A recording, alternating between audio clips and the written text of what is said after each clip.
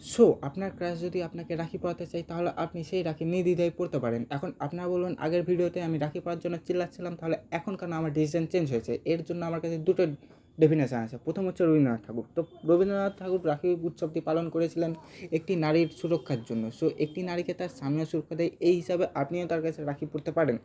এবং দ্বিতীয় যেটা হচ্ছে সেটা হচ্ছে বাঙালি রিচুয়াল। বাঙালি রিচুয়াল অনুযায়ী কয়েকটি পয়েন্ট আছে, সেই পয়েন্টগুলি হলো প্রথমত আপনার ক্রাশকে না খেয়ে রাখি পরাতে হবে, দ্বিতীয় হচ্ছে রাখির দিনেই রাখিটা পরাতে হবে, এবং তৃতীয় হচ্ছে আপনার এবং তার বাবার আপনি তার বাবার কাছ থেকে অর্ধেক সম্পত্তির অধিকার পেতে পারেন।